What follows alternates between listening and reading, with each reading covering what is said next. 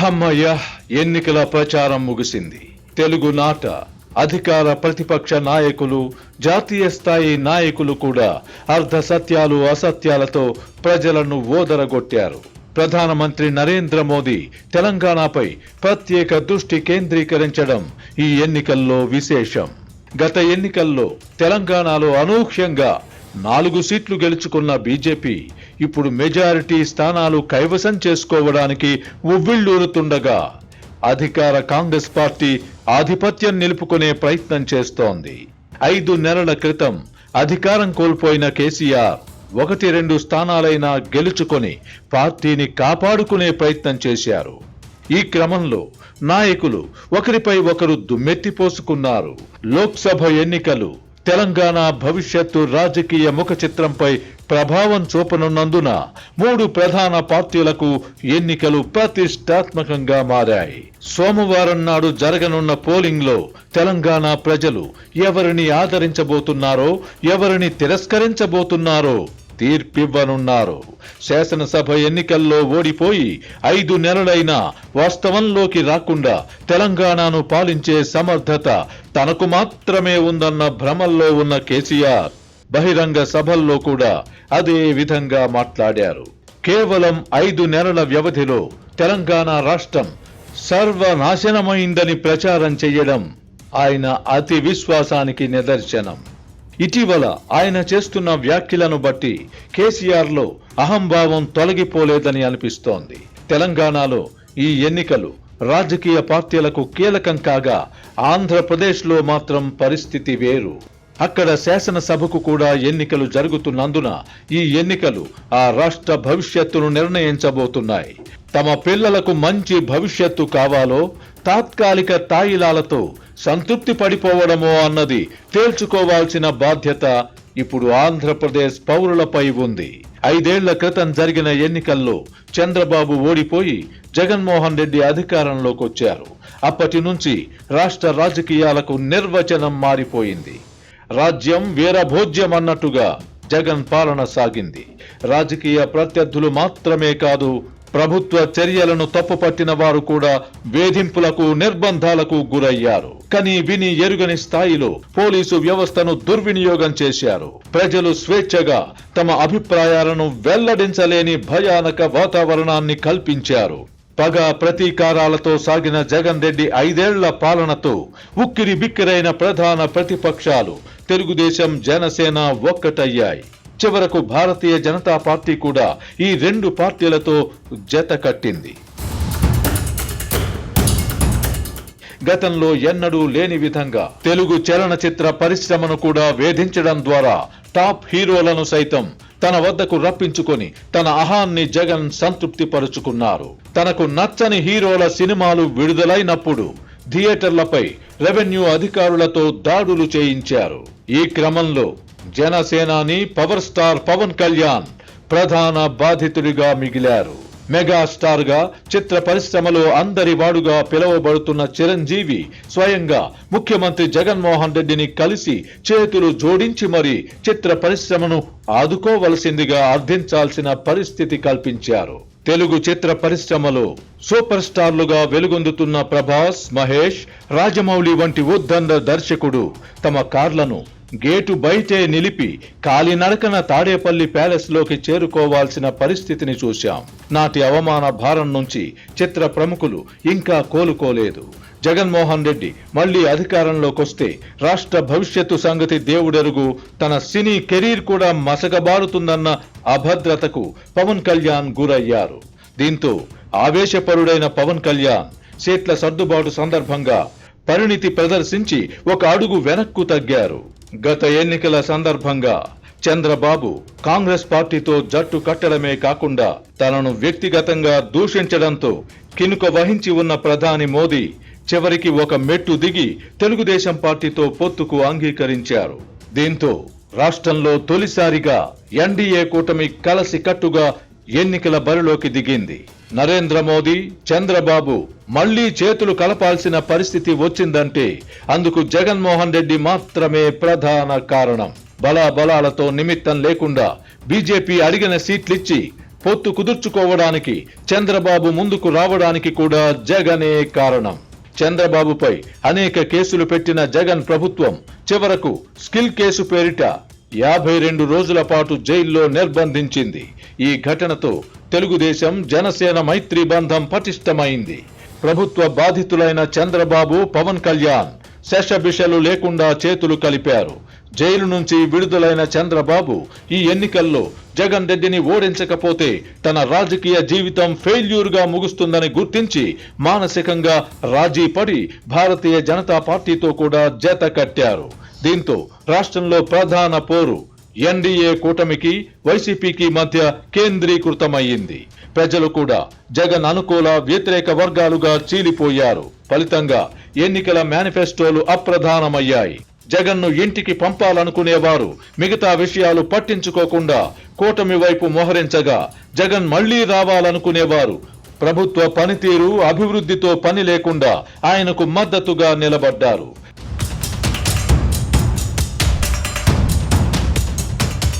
ఎప్పుడైనా ఒకటి కోరుకుంటే 2 లభిస్తే సంతోషమే కదా. మన సిర్లసీమ 2లో కూడా అంతే.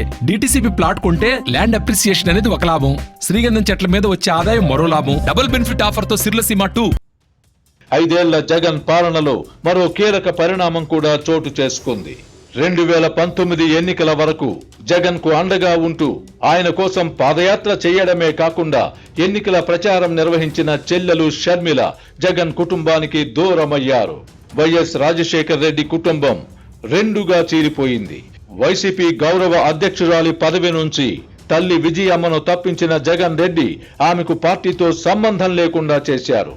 2 పిల్లల దారులు వేరు కావడంతో ఎటువైపు ఉండాలో తేల్చుకోలేని స్థితిలో అమెరికా వెళ్లిపోయిన విజయమ్మ మనసు మార్చుకొని శనివారం నాడు షర్మిలకు మద్దతుగా ఓ వీడియో విడుదల చేశారు. అందులో స్పష్టంగా రాజశేఖర్ రెడ్డి గారాల పట్టి షర్మిలను గెలిపించి పార్లమెంటుకు పంపాలంటూ కడప ప్రజలకు విజ్ఞప్తి చేశారు. ఇది జగన్మోహన్ రెడ్డికి ఊహించని దెబ్బ. గత ఎన్నికలకు ముందు దారుణ హత్యకు గురైన వివేకానందరెడ్డి కుమార్తె డాక్టర్ సునీత కూడా నిందితులకు జగన్ రక్షణ కల్పిస్తున్నారని మండిపడుతున్నారు. కాంగ్రెస్ పార్టీ రాష్ట్ర బాధ్యతలు చేపట్టి కడప ఎంపీ స్థానానికి పోటీ చేస్తున్న షర్మిలకు మద్దతుగా సునీత నిలిచారు. ఏ ఎన్నికల్లో అయినా పోటీలో ఉన్న తండ్రి లేదా భర్త లేదా సోదరుల తరపున కుటుంబంలోని మహిళలు ప్రచారం చేయడం సహజం. ఇప్పుడు ఏపీలో జరుగుతున్న ఎన్నికల్లో మాత్రం జగన్మోహన్ రెడ్డి రక్తం పంచుకు పుట్టిన షర్మిలతో పాటు సునీత కూడా అన్నను ఓడించాలని ప్రజలకు పిలుపివ్వడం ఈ ఎన్నికల ప్రత్యేకత. నేరస్తులు, హంతకులకు ఓటు వేయవద్దని వారు విజ్ఞప్తి చేస్తున్నారు. ఈ పరిస్థితి తలెత్తుతుందని 5 ఏళ్ల క్రితం వరకు ఊహించి ఉండరు. బంధుప్రీతి ఆరోపణలు రాకూడదనే షర్మిలను పదవులకు దూరంగా ఉంచానని జగన్ చెప్పడాన్ని షర్మిల తీవ్రంగా తప్పుపట్టారు. పదవులో పనులో కావాలని తాను అడిగినట్టుగా జగన్ రెడ్డి బైబిల్ మీద ప్రమాణం చేసి చెప్పగలరా అని షర్మిల సవాల్ చేశారు. ఈ సందర్భంగా ఆమె కంటతడి పెట్టారు. మరోవైపు డాక్టర్ సునీత ఇంకో అడుగు ముందుకేసి తనకు షర్మిలకు ప్రాణహాని ఉందని, షర్మిలను తనను నరికి చంపించే ఆలోచనను జగన్ భార్య భారతీరెడ్డి చేయవచ్చునని ఆరోపించారు. తనను నరికి చంపవచ్చునన్న ప్రమాదాన్ని ఊహించి ముందుగానే తన పిల్లలకు వీలునామా రాసిచ్చి మరీ కడపలో షర్మిల తరపున ప్రచారానికి వచ్చానని కూడా సునీత చెబుతున్నారు. న్యాయం కోసం రోడ్డెక్కిన 2 ఆడపడుచులపై జగన్కు యథాప్రకారం దాడిని ముమ్మరం చేశారు. భారతీరెడ్డి ప్రధాన విలన్ గా ఈ 2 ఆడపడుచులు బహిరంగంగానే ఆరోపిస్తున్నారు. రాజశేఖర్ రెడ్డి కుటుంబం ఇలా బజారున పడటం విషాదం. కడప నుంచి వైసీపీ అభ్యర్థిగా పోటీ చేస్తున్న అవినాష్ రెడ్డి కోసం జగన్మోహన్ రెడ్డి తన సొంత చెల్లెలు షర్మిలను కూడా దూరం చేసుకోవడం ఆశ్చర్యం కలిగించక మానదు. ఒక ముఖ్యమంత్రిగా న్యాయం వైపు నిలబడాల్సిన జగన్మోహన్ రెడ్డి మాత్రం వివేకా కేసులో నిందితుల తరపున నిలబడుతున్నారు. వివేక హత్య జరిగినప్పుడు చంద్రబాబును నిందించిన జగన్మోహన్ రెడ్డి ఇప్పుడు ఆ ఊసి ఎత్తకపోగా ఆస్తుల కోసం వివేకాను సొంత అల్లుడే చంపించాడని తన మనుషులతో చెప్పిస్తున్నారు. ఈ మార్పును ప్రజలు కూడా గుర్తించారు.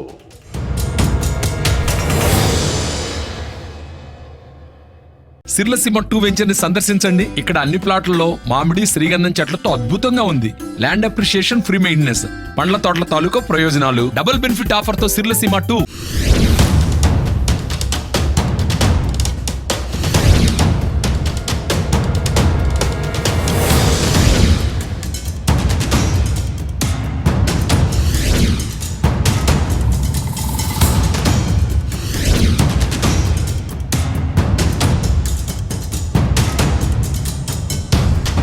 కడపలో జగనన్న బాధితులైన సొంత చెల్లెమ్మల వేదనను, రోదనను చూశాం. ఇప్పుడు జగన్ 5 ఏళ్ల పాలనలోని మంచి చెడ్లను పరిశీలిద్దాం. ముఖ్యమంత్రిగా ఎవరున్నా తనదైన ముద్ర వేయడానికి ప్రయత్నిస్తారు. అభివృద్ధి, సంక్షేమం మధ్య సమతుల్యం ఉండేలా చూసుకుంటారు. నవరత్నాలు పేరిట ప్రజలకు డబ్బు పంచడమే ముఖ్యమంత్రి చేయాల్సిన గొప్ప పనని జగన్ భావించారు. అందుకే ప్రతి కుటుంబానికి డబ్బు పంచిన తనకే మళ్లీ అధికారం అప్పగించాలని ఆయన కోరుతున్నారు. తనకు ఓటు వేయకపోతే అమలులో ఉన్న పథకాలను ఎత్తేస్తారని ఆయన ప్రచారం చేస్తున్నారు. నిజానికి సంక్షేమ పథకాలను అవి ఎవరు ప్రవేశపెట్టినా వాటిని ఎత్తేయడం ఆ తర్వాత వచ్చిన ప్రభుత్వాల వల్ల కాదు. అమలులోకి వచ్చిన పథకాలను తమ హక్కుగా ప్రజలు భావిస్తారు. వైఎస్ రాజశేఖర్ రెడ్డి ఉమ్మడి రాష్ట్రంలో ముఖ్యమంత్రిగా ఉన్నప్పుడు జనాభాను మించి అన్నట్టుగా తెల్ల రేషన్ కార్డులను మంజూరు చేశారు. ఆ తర్వాత రాష్ట్రం విడిపోయింది. తెలంగాణలో వైసీపీ కూడా లేదు. అయినా 9.5 ఏళ్లు తెలంగాణను పాలించిన కేసీఆర్ గాని, ఇప్పుడు ముఖ్యమంత్రిగా ఉన్న రేవంత్ రెడ్డి గాని బోగస్ కార్డుల ఏరివేత ఆలోచన కూడా చేయలేకపోయారు. విభజిత ఆంధ్రప్రదేశ్ లో కూడా ఇదే పరిస్థితి. కిరణ్ కుమార్ రెడ్డి ముఖ్యమంత్రిగా ఉన్నప్పుడు కిలో బియ్యం ధరను ₹2 నుంచి రూపాయికి తగ్గించారు. ఈ ధరలో కూడా మార్పు చేయడానికి ఎవ్వరూ ఇష్టపడలేదు. ఒకప్పటి సంక్షేమం వేరు, ఇప్పటి సంక్షేమం వేరు. అధికారంలోకి రావాలనుకునేవారు చేతికి ఎముక లేదన్నట్టుగా వరాలు ప్రకటిస్తున్నారు. ఫలితంగా అన్ని రాజకీయ పార్టీలు పులి మీద స్వారీ చేయాల్సిన పరిస్థితి ఏర్పడింది. జగన్ పాలనలో అభివృద్ధి కుంటుపడి రాష్ట్రం అప్పుల పాలు కావడానికి అమలులో ఉన్న పథకాలు కారణం కాదా? అయినా ఎన్డీఏ కూటమికి నేతృత్వం వహిస్తున్న చంద్రబాబు ఇంతకంటే ఎక్కువే ఇస్తానని చెప్పుకోవాల్సి వచ్చింది. బటన్ నొక్కితే చాలు అన్నట్టుగా జగన్ పాలన సాగింది. ఈ క్రమంలో మౌలిక సదుపాయాలు కుంటుపడ్డాయి. రహదారుల పరిస్థితి దారుణంగా మారింది. యువతకు ఉపాధి మృగ్యమయ్యింది. ఉపాధి అవకాశాలు కల్పించడం అంటే పెట్టుబడులను ఆకర్షించి పరిశ్రమలు నెలకొల్పడం కాదని జగన్ రెడ్డి ఈ మధ్య ఒక జాతీయ ఛానల్ కిచ్చిన ఇంటర్వ్యూలో చెప్పుకొచ్చారు.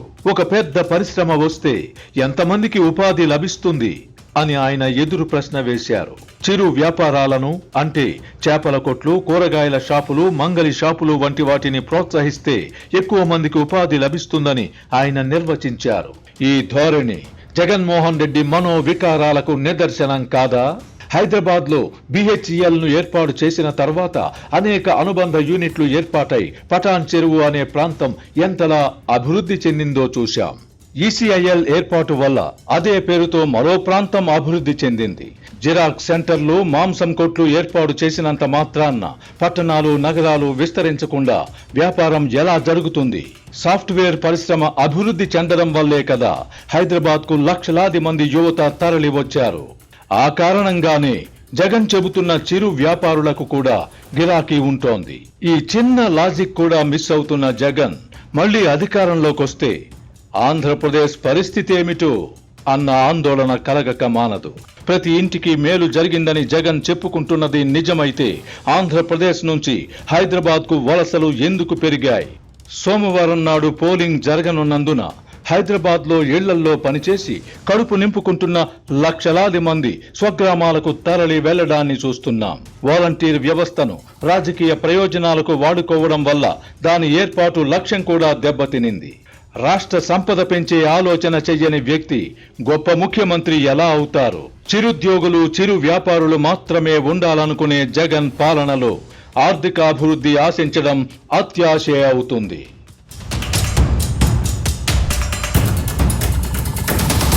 ఎప్పుడైనా ఒకటి కోరుకుంటే 2 లభిస్తే సంతోషమే కదా. మన సిర్లసీమ 2లో కూడా అంతే. DTCP ప్లాట్ కొంటే ల్యాండ్ అప్రిసియేషన్ అనేది ఒక లాభం, శ్రీగంధం చెట్ల మీద వచ్చే ఆదాయం మరో లాభం, డబుల్ బెనిఫిట్ ఆఫర్ తో సిర్లసీమ 2. ప్రభుత్వ పాఠశాలల్లో ఆంగ్ల మాధ్యంతో పాటు తెలుగు కూడా ఉండాలనుకోవడం పెత్తందారుల పోకడ అని ప్రచారం చేయడం దుర్మార్గం. తెలుగు భాష చనిపోతే తెలుగు జాతి ఎక్కడుంటుంది? అప్పుడు మనల్ని ఏమని పిలుచుకుంటాం? 10 కోట్ల మందికి పైగా జనాభా మాట్లాడే తెలుగు భాషకు ఈ దుస్థితి కల్పిస్తున్న జగన్మోహన్ రెడ్డి మాతృభాషకు ద్రోహం చేస్తున్న వారే అవుతారు. ధర్మో రక్షతి రక్షితః అని అంటాం. అలాగే వ్యవస్థలను మనం కాపాడుకుంటే అవి మనల్ని కాపాడతాయి. జగన్ ప్రభుత్వంలో అన్ని ప్రభుత్వ శాఖలు కుప్పకూలిపోయాయి. న్యాయపాలన చెయ్యాలన్న స్పృహను అన్ని స్థాయిల్లో మర్చిపోయారు. పలువురు ఐఏఎస్ ఐపీఎస్ అధికారులు అన్ని విలువలను వదిలేశారు. ప్రజలు రాష్ట్రం ఏమైపోయినా పర్వాలేదు, నేను బాగుంటే చాలు అనుకుంటున్నారు. ఈ బాపతుగాళ్లు ఎవ్వరు పదవీ విరమణ తరువాత ఆంధ్రప్రదేశ్లో ఉండరు. అందరూ హైదరాబాద్ వచ్చి వాలిపోతారు. అక్కడ ఉండబోయేది ఏ ఆదరణ లేని, ఎక్కడకు వెళ్లలేని నిస్సహాయులు మాత్రమే. మన పిల్లలు ఉద్యోగాల కోసం హైదరాబాద్, బెంగళూరు, చెన్నై వంటి నగరాలకు వెళ్లాల్సిన కర్మేమిటి అని ఆంధ్రప్రదేశ్ ప్రజలు ప్రశ్నించుకోవాలి. అభివృద్ధి చెందిన ప్రాంతానికే జనం వలస వెళతారు. అమెరికాకు మనవాళ్లు ఎందుకు వెళ్తున్నారు? మాంసం కొట్లు, కూరగాయల కొట్లు పెట్టుకోవడానికి కాదు కదా. మెరుగైన జీవితం కోసం వెళతాం. పొరుగు రాష్ట్రాల నుంచి ఆంధ్రప్రదేశ్ కు వలసలు ఉంటున్నాయా? ఎందుకు లేవు అంటే అక్కడ ఏమీ లేదు. తిన్నామా, పడుకున్నామా, తెల్లారిందా అని మాత్రమే ఆలోచించే సమాజం ఉన్న చోట అభివృద్ధి జరగదని ప్రజలు గ్రహించాలి. రాష్ట్రం విడిపోయి 10 ఏళ్లవుతోంది. ఎప్పటికీ రాజధాని అంటే ఇది అని చెప్పుకోలేని దుస్థితి కల్పించిన జగన్ను నెత్తిన పెట్టుకోవాలా లేదా అన్నది ఆంధ్రులు ఆలోచించుకోవాలి. జగన్మోహన్ రెడ్డి అధికారంలోకి వస్తే రాజధాని నిర్మాణం ఆగిపోతుంది, పోలవరం ప్రాజెక్టు మూలన పడుతుంది, అభివృద్ధి అడుగంటిపోతుంది, అరాచకం ప్రబలుతుంది అని 2019 ఎన్నికల సందర్భంగా బాధ్యత గల మీడియాగా మేం చెప్పాం. ఇప్పుడు అదే జరిగింది. సంక్షేమం పేరిట జనానికి ముష్టి వేస్తూ సహజ వనరులను చెరపట్టి అపర కుబేరులుగా అధికారంలో ఉన్నవారు అవతరిస్తున్నారని ప్రజలు గుర్తించాలి. మాది పలానా రాష్ట్రం, మా రాజధాని పలానా అని గర్వంగా చెప్పే విధంగా జగన్ ఏదైనా అభివృద్ధి చేశారా అంటే 0 అని చెప్పాలి. దేశంలో ఎక్కడా లేని విధంగా దిక్కుమాలిన మద్యాన్ని విక్రయిస్తూ ప్రజల ప్రాణాలు తీస్తున్న ప్రభుత్వం మళ్లీ రావాలా? మద్యంపై వచ్చే ఆదాయాన్ని, ప్రభుత్వ ఆస్తులను కుదువ పెట్టి అప్పులు చేసిన జగన్ ప్రభుత్వానికి మళ్లీ అవకాశం ఇస్తే జరిగేదేమిటో ప్రజలకు తెలియదా? అన్ని ఉన్నా అల్లుడి నోట్లో శని అన్నట్టుగా అభివృద్ధికి అవసరమైన అన్ని వనరులు, అవకాశాలు ఉన్నప్పటికీ పొరుగు రాష్ట్రాల ముందు తలదించుకోవాల్సిన పరిస్థితి కల్పించిన జగన్ ప్రభుత్వాన్ని గద్దె దించడానికి సిద్ధం కావాలా వద్దా అని ప్రజలు ఆలోచించుకోవాలి. ఈ ఎన్నికలు ప్రజల తలరాతను మార్చబోతున్నందున ప్రజలు 1కి 2 సార్లు ఆలోచించుకొని ఓటు వేయాలి. కుల మతాలకు అతీతంగా రాష్ట్రం హితవు కోరేవారు సంఘటితం కావాలి. తెలంగాణలో అహంకారంతో వ్యవహరించిన కేసీఆర్ ను అక్కడి ప్రజలు ఇంటికి పంపారు. ఆంధ్రప్రదేశ్ ప్రజలకు ఆ మాత్రం విజ్ఞత ఉండదా? పతన మంచున ఉన్న రాష్ట్రాన్ని నిలబెట్టుకోవడమా లేదా అన్నది ప్రజల చేతుల్లోనే ఉంది. చూద్దాం సోమవారం నాడు ప్రజలు ఎలా స్పందిస్తారో.